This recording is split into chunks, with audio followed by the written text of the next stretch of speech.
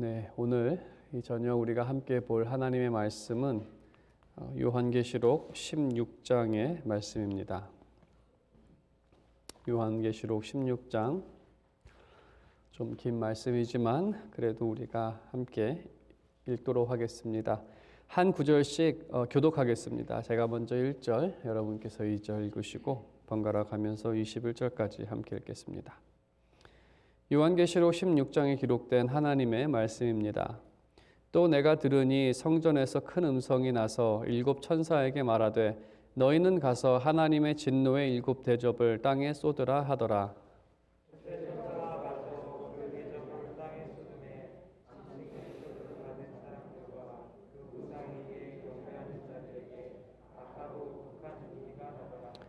둘째 천사가 그 대접을 바다에 쏟음에 바다가 곧 죽은 자의 피같이 되니 바다 가운데 모든 생물이 죽더라. 셋째 천사가 그 대접을 강과 물을 끊어내 쏟음에 피가 나더라. 내가 들으니 물을 차지한 천사가 이르되 전에도 계셨고 지금도 계신 거룩하신 이여 이렇게 심판하시니 의로우시도다. 그들이 성도들과 선지자들의 피를 흘렸으므로 그들에게 피를 마시게 하신 것이 합당하나이다. 또 내가 들으니 제단이 말하기를 그러하다. 주 하나님 곧 전능하신 이시여 심판하시는 것이 참되시고 의로우시도다 하더라.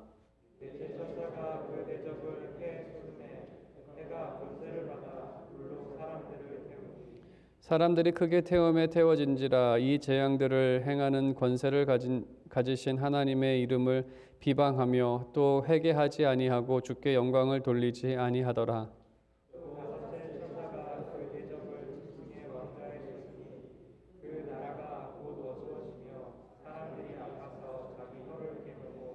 아픈 것과 종기로 말미암아 하늘의 하나님을 비방하고 그들의 행위를 회개하지 아니하더라. 여섯째 천사가 그 대접을 큰 강 유브라데에 쏟음에 강물이 말라서 동방에서 오는 왕들의 길이 되게 되었더라.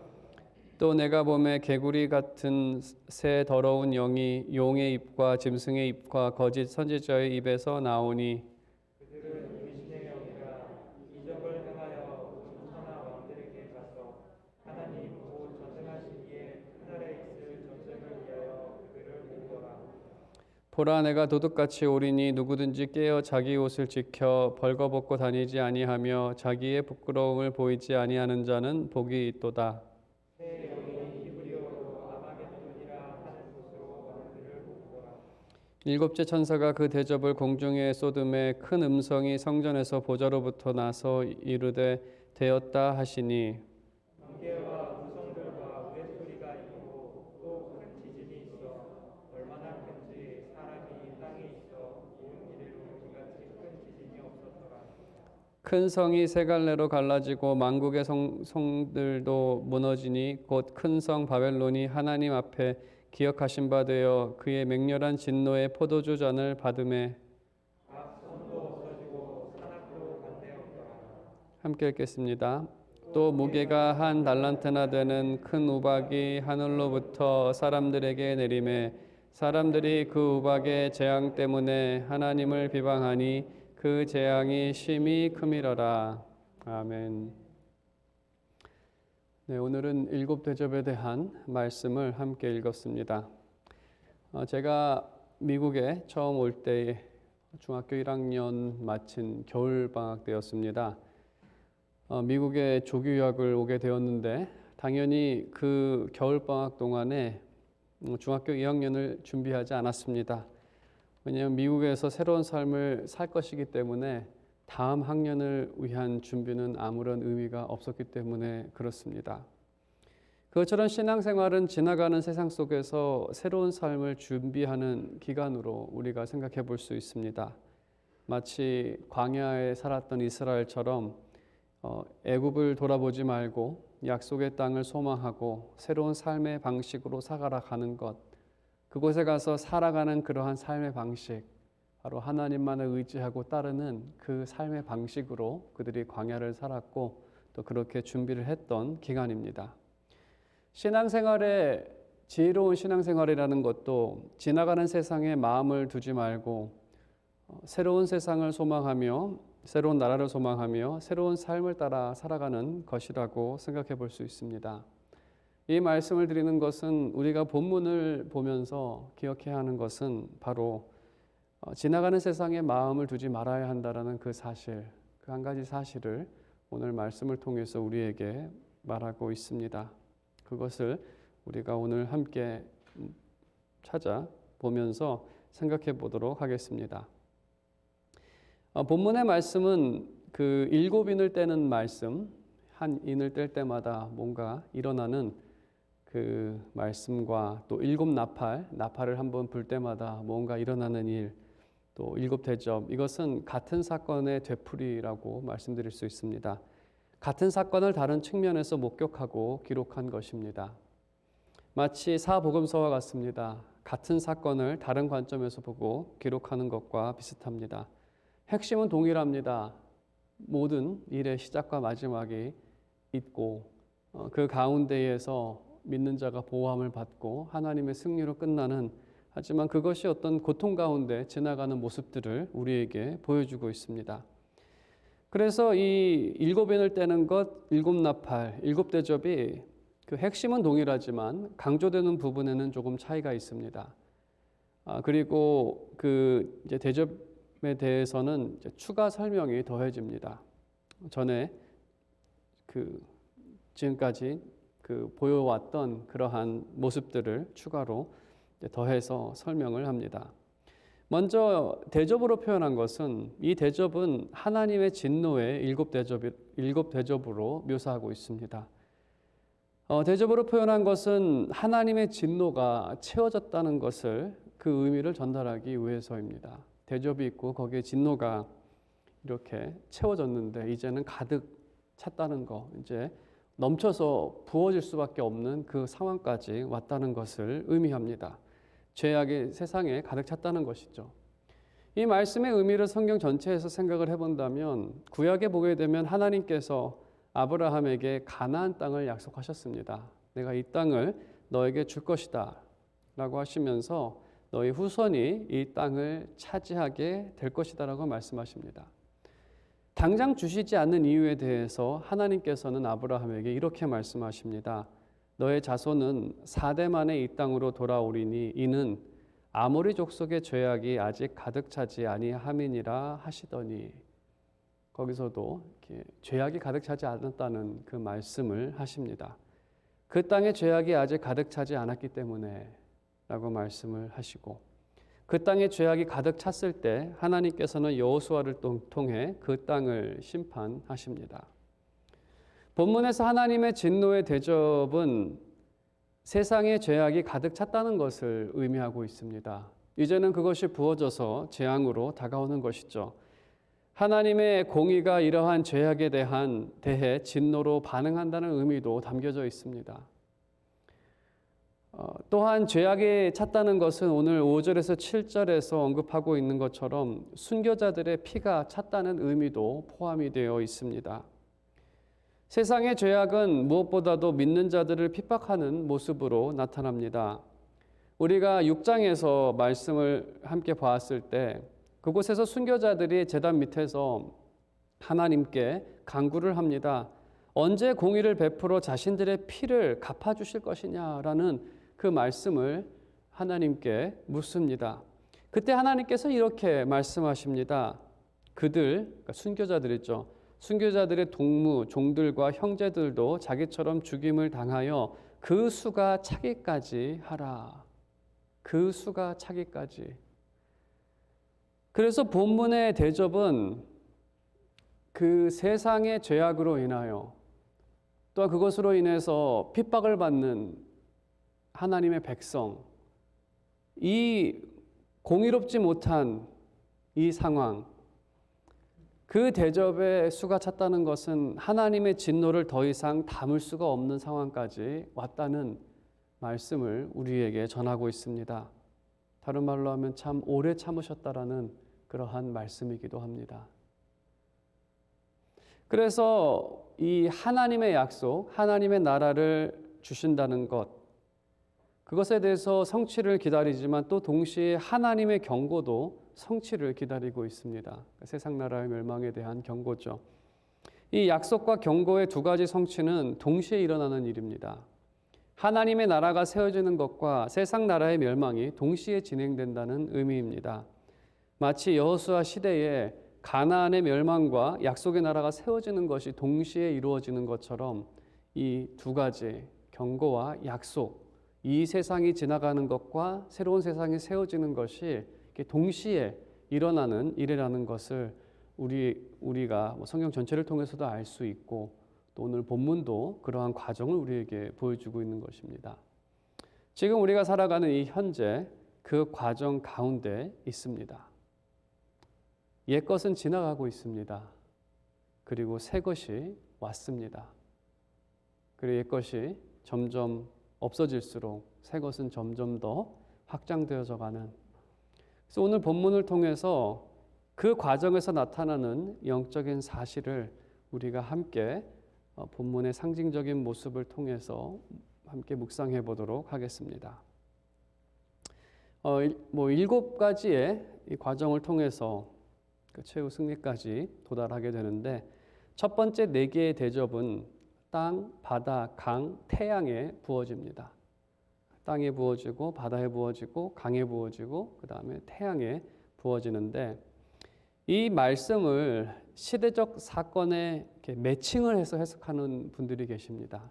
예를 들어서 두 번째 그 바다에 붓게 되었을 때 죽은 자의 피같이 돼버리고 바다의 생물들이 죽었다라는 그 말씀을 가지고 1세기에는 그때 지중해에 그 해상에서 많은 전쟁이 있었다고 합니다. 특히 그 로마, 그리스 다 이제 바닷가 나라들인데 거기서 해전이 일어났었고 여기에 피는 전사한 군인들의 피로 해석하고 또 전쟁으로 인해서 그 오염으로 인해 고기들이 살지 못하는 또 더 나아가 전쟁으로 인해 어선과 상선이 다니지 못해서 많은 지역의 경제가 다 파탄이 나는 그러한 일들도 있었다고 합니다.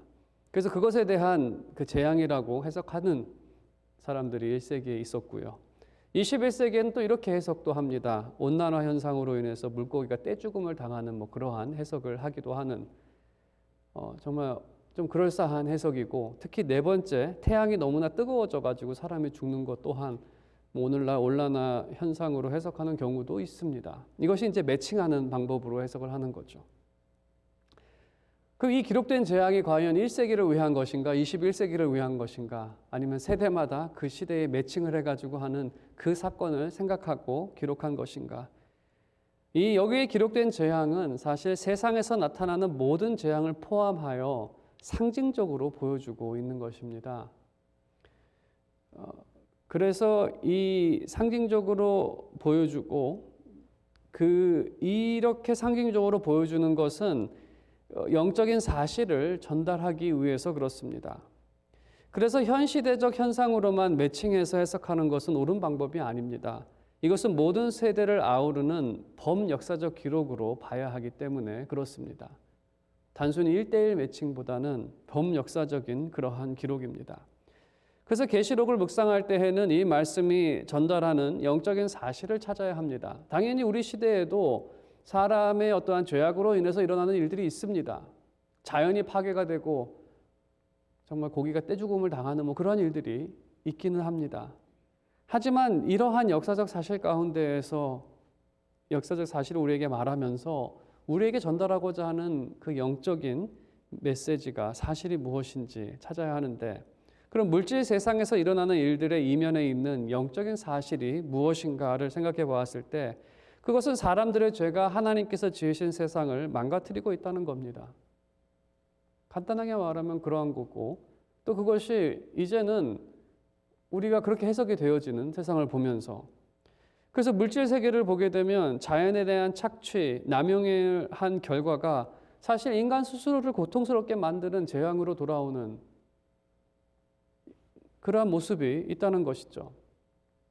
하지만 성경에서는 사람의 죄가 단순히 표면적으로 나타나는 악행뿐만을 얘기하지 않습니다. 이렇게 겉으로 나타나는 이유는 내면적으로 어떤 영적인 차원에서 사람의 죄는 하나님에 대한 대적이기 때문에 그렇습니다.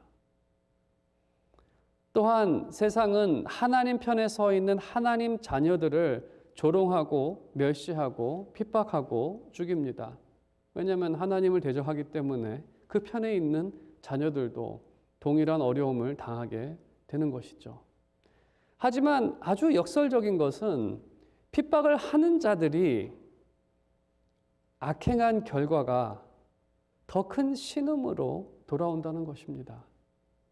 이것은 출애굽기에서 보게 되면 바로왕의 핍박이, 그러니까 당하면 당할수록 더 막 핍박을 하는데, 회개하지 않고 핍박을 하는데, 핍박을 하면 할수록 결과적으로 더 바로는 신음하게 되는, 핍박하는 사람이 더 괴로움을 당하는, 좀 단편적으로 그렇게 보여지는 그러한 내용이 오늘 그 말씀과 좀 그런 내용으로 되어 있습니다. 한 가지 구체적인 예를 들어서, 시대적인 상황에서 예를 들어서 말씀을 드린다면, 그 결혼관에 대해서 말씀을 드리면 하나님의 뜻은 성경에 기록이 되어 있습니다. 한 남자와 한 여자에 대한. 하지만 세상에서 말하는 것은 한 사람만과 관계를 갖는 것보다 더 많은 사람과 관계를 나눌 수 있는 선택권을 자유라고 얘기를 합니다. 그래서 결혼을 늦추고 여러 사람을 만나보고 뭐 관계도 할 거 다 해보는 뭐 그런 시대를 우리가 살아가고 있습니다. 그 자유가, 그 선택권의 자유가 뭐 행복이라고까지 얘기를 하기 때문에 그 더 많은 선택권은 더 큰 자유를 준다라고 생각을 해서 거기엔 동성도 포함하고 있습니다. 이성만 할 게 아니라 동성까지 하면 2배로 늘어난다, 선택권이. 뭐 이러한 개념이겠죠. 다들 행복을 찾기 위해 그 스스로 행복을 찾는 거죠, 정말. 하나님의 뜻은 점점 더 무시되고 있습니다.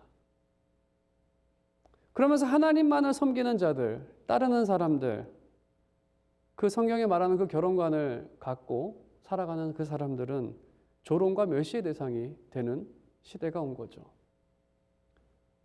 오히려 어려움과 핍박을 당하는. 하지만 역설적인 결과가 뭐냐면 세상이 그러면 그럴수록, 악행을 하면 할수록, 죄를 더 범하면 범할수록 그들이 정말 찾고자 했던 그 행복을 가질 수 있느냐? 그렇지 않다는 겁니다. 오히려 더 신음한다는 거죠. 가정을 버리고 다른 사랑을 찾아서 가는 사람들, 이 배우자 버리고 딴 데서 가서 어떤 선택권 자유, 그런 사람들이 과연 정말 그들이 원하는 행복을 찾느냐? 그렇지는 않다는 겁니다.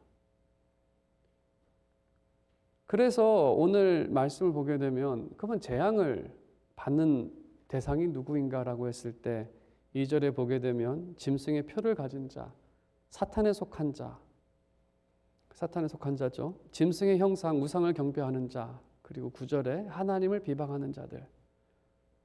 이러한 사람들이 재앙을 받는데 그들이 받는 재앙이 참 이렇게 역설적이라는 겁니다. 이와 반대로 믿는 자들은 그 짐승의 표가 아닌 하나님의 이름을 가진 자, 성령의 인침을 받은 자들이죠. 그들은 하나님을 비방하는 것과 반대로 하나님을 경배하고 높이는 자들. 그들은 세상과 같은 신음을 하지는 않습니다. 세상을 통해서 어려움과 멸시를 받지만 그렇다고 세상과 같은 그러한 신음은 하지 않습니다. 이러한 시대적인 모습이 마치 출애굽의 모습과 같다는 겁니다. 10가지 재앙이 기록이 되는데 분명히 한 부류는 바로 왕은 핍박하는 사람이고 그 다음에 이스라엘 백성은 핍박당하는 사람이지만 10가지 재앙을 통해서 백성은 보호를 받습니다. 하지만 그들은 보호를 받지 못하는 4절에 짐승에 속한 자들은 태양으로 인해 큰 어려움을 당합니다. 뜨거워가지고 막 죽는 그러한 일이 벌어지죠. 그런데 하나님의 자녀는 어떤 약속이 있습니까? 시편 121편 6절에 이렇게 고백을 합니다. 낮의 해가 너를 상하게 하지 아니하며 밤의 달도 너를 해치지 아니하리로다. 하나님의 백성이라도 세상에서 다양한 어려움을 당할 것입니다. 세상으로 인해서. 하지만 그리스도 안에 있는 소망, 그 기쁨을 뺏기지 않을 것입니다. 주님은 우리의 목자 되신 그 주님은 전능하신 하나님이기 때문에, 그래서 다니엘의 세 친구가 세상의 죄악으로 인해 풀무불에 들어가는 어려움을 당하지만 주님께서는 그들과 함께 계셔서 그들은 그 안에서도 정금과 같이 나오는 그러한 결과가 나타났습니다. 하나님의 백성은 환난 가운데에서도 보호를 받을 것이고, 그리고 하나님께서 약속하신 나라를 받아 누리게 될 것입니다. 그래서 이 말씀을 통해서 우리가 이 두 부류가 나눠지는 그것을 볼 수가 있습니다. 그 다음에 5번째, 6번째, 7번째 대접은 그 사탄이 다스리는 영역에 대한 하나님의 진노입니다. 10절에 보게 되면 그 대접이 짐승의 왕좌, 짐승은 사탄이라고 말씀을 드렸죠. 그가 앉아있는 왕좌에 부어지고, 12절에 유브라데 강, 이건 좀 이따가 설명이 좀 더 필요합니다. 유브라데 강을 없애서 그들이 이렇게 모일 수 있게 만드시는데, 아무튼 유브라데 강, 그리고 17절에 보게 되면 마지막으로 공중, 사탄이 다스리는 영역이죠. 성경에서는 사탄이 공중 권세를 다스리는 그러한 사람으로 소개하는데, 바로 그 영역을 하나님의 진노가 부어주게 됩니다. 10절에 보게 되면 먼저 짐승의 왕좌에 진노가 부어졌을 때 그 나라가 어두워집니다. 왕이 다스리는 나라, 사탄의 왕인데 왕이 다스리는 나라가 어두워지고 사람들이 아파서 자기 혀를 깨뭅습니다.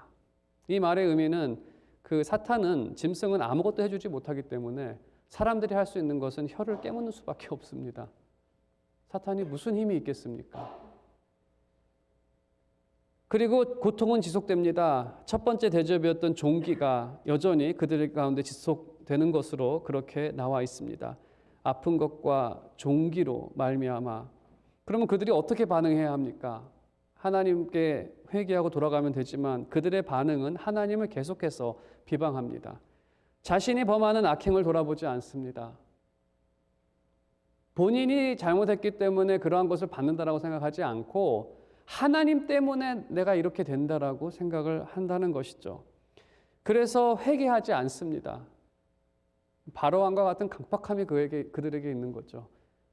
그러니까 바로왕이 10번째 재앙까지 왜 받았겠습니까? 한두 번 받고 나가지고 회개했으면 10번째까지 가지도 않았는데,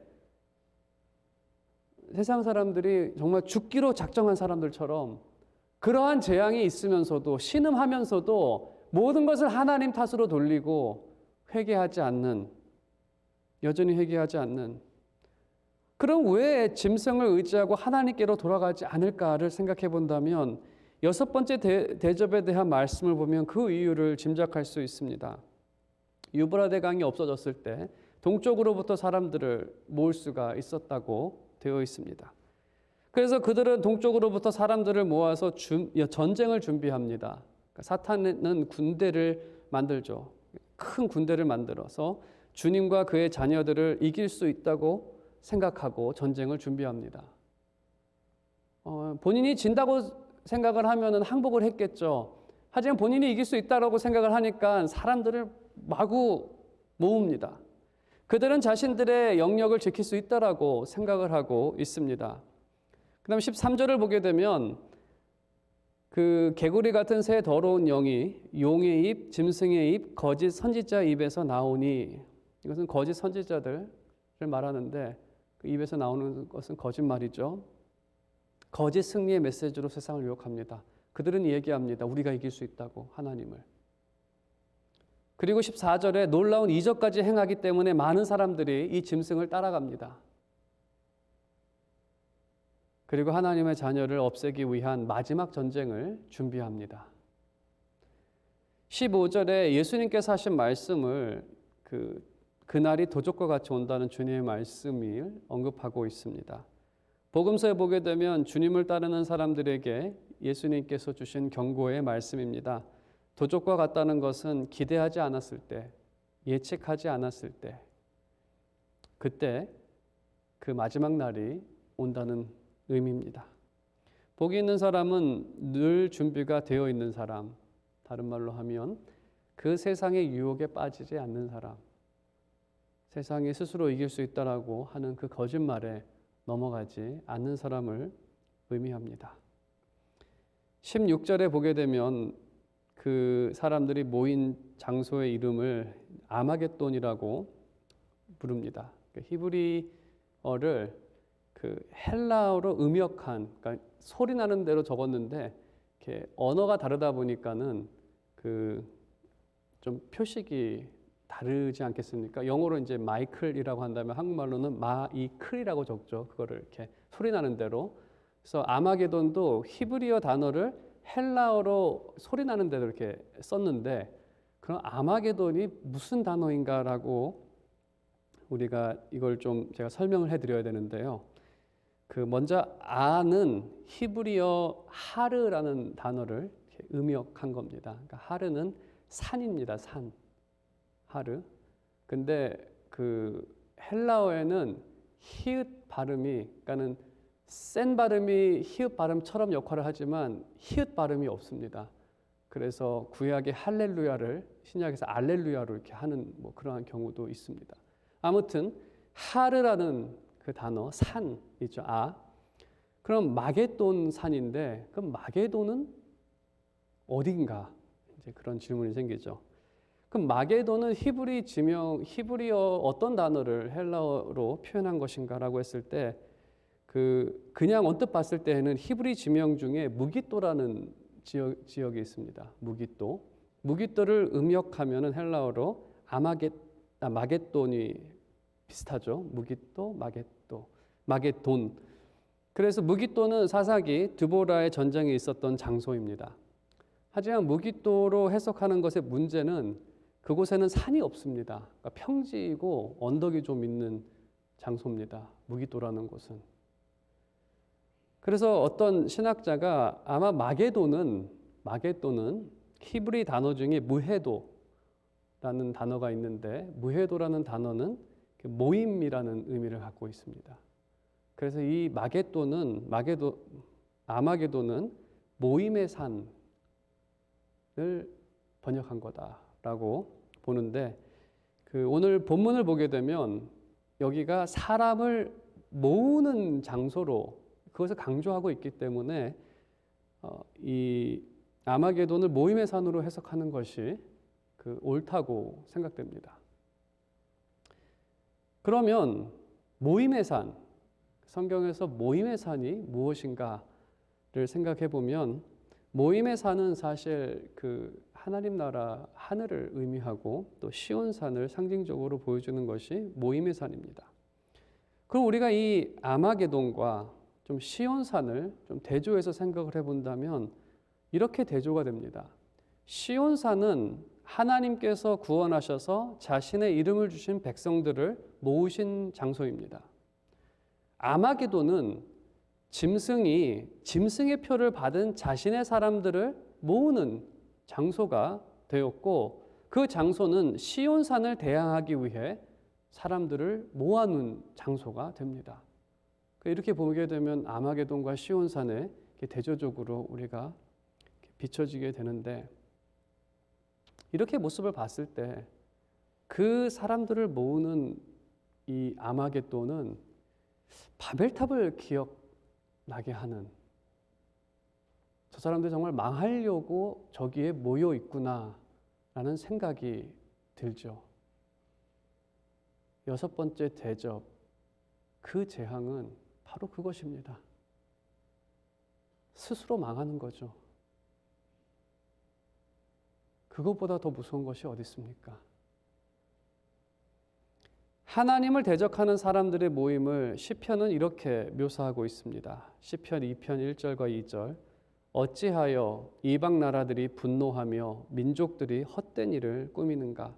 세상의 군왕들이 나서며 관원들이 서로 꾀하여 여호와와 그의 기름 부음 받은 자를 대적하며. 그렇죠? 지금 그렇게 모여 있죠. 여호와와 그의 기름 부은 자를 대적하기 위해서. 시편 2편은 하나님의 반응을 이렇게 말씀하고 있습니다. 하늘에 계신 이가 웃으시며 주께서 그들을 비웃으시리로다. 참 어이가 없다는 거죠. 웃음밖에는 안 나오는. 그리고 하나님께서 말씀하십니다. 내가 나의 왕을 내 거룩한 산 시온에 세웠다. 시온산, 하나님의 거룩한 산은 그들이 흠집도 낼 수 없습니다. 그리고 7번째 대접은 그 전투의 결과를 묘사합니다. 아주 짧게 되어 있는데 그 17절에 보게 되면 하나님께서 말씀하십니다. 한마디 되었다. 끝났다는 겁니다. 시작도 하기 전에 끝났다. 그게 말이나 됩니까? 하나님을 대항해서 이길 수 있다라는 그 생각을 했다는 것 자체가 너무나 우습지 않습니까? 그냥 한마디로 끝입니다. 되었다. 7번째 전투는 사실 17장, 18장에서 좀 더 자세하게 그들의 심판과 패망을 묘사하고 있기 때문에 우리가 그 다음에 그 17장, 18장을 할 때 이 전쟁의 결말을 함께 다루도록 하겠습니다. 이 말씀을 우리가 조금 적용해 본다면 세상은 하나님을 의지하지 않고도 승리할 수 있다고 생각을 합니다. 하나님의 축복도 필요 없다라는, 오히려 대항하는 그런 생각인데, 사람들은 과학을 발전시켜서 인간이 언젠가는 영생할 수 있다고 생각을 합니다. 하지만 인간이 개발한 것들, 사람들의 괴로움을 덜지 못했습니다. 삶은 더 비참해졌고 죄악은 세상 가운데 더 왕성해지는 결과만을 낳았습니다. 우리가 살아가는 세상은 어떤 세대보다도 가장 최첨단을 달리는 그러한 시대인 것이 맞습니다. 하지만 과연 그들이 만든 것이 그들에게 어떤 결과로 돌아왔냐라고 한다면 정말 이 성경의 관점을 통해서 본다면 거의 재앙 수준에 가깝습니다. 하지만 사람의 교만은 그럼에도 불구하고 승리할 수 있다라고 생각을 한다는 겁니다. 그리스도의 복음은 하나님께서 새로운 세상, 새 하늘과 새 땅을 주셨다는 것입니다. 그래서 하나님께서 우리에게 하시는 말씀은 지나가는 세상에 마음을 두지 말고 소망을 두지 말라는 것입니다. 참된 지혜는 새 하늘과 새 땅을 소망하고 그 안에서 반응하며 살아가는 것입니다. 그것이 오늘 계시록에서 우리에게 주신 그러한 말씀입니다. 오늘 말씀의 결론을 맺겠습니다. 이 세상에서 나타나는 재앙은 죄로 인한 결과임을 말하고 있습니다. 그것이 정말 물질 세계에서 이론적으로도 나타나지만 또 영적으로 봤을 때에도 그것은 하나님의 섭리 가운데 나타나는 그러한 결과라는 것을 우리는 알 수 있습니다.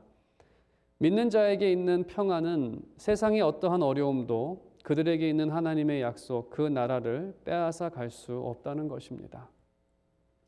지혜로운 사람은 부패하여 없어질 세상에 소망을 두는 사람이 아닙니다. 복음을 통해 전달된 하나님 나라에 소망을 두는 사람입니다. 하나님의 나라는 이미 시작되었고 그 삶을 지금부터 살아갈 수 있는 그러한 삶입니다. 당연히 이 땅에는 그것으로 인해서 핍박과 고통이 있기는 하지만 그래도 우리가 하나님의 나라를 구하고 의를 구할 때 하나님께서는 때를 따라 은혜를 주시고 그 하나님의 나라를 받아 누리는 은혜를 우리 가운데 허락해 주실 것입니다. 그래서 여러분의 삶이 늘 참된 지혜를 따라 살아가며 또 그 가운데에서 이 땅에서 누릴 수 없는 하늘의 축복을 받아 누리는 그런 여러분의 삶이 되시길 주님의 이름으로 축원드립니다.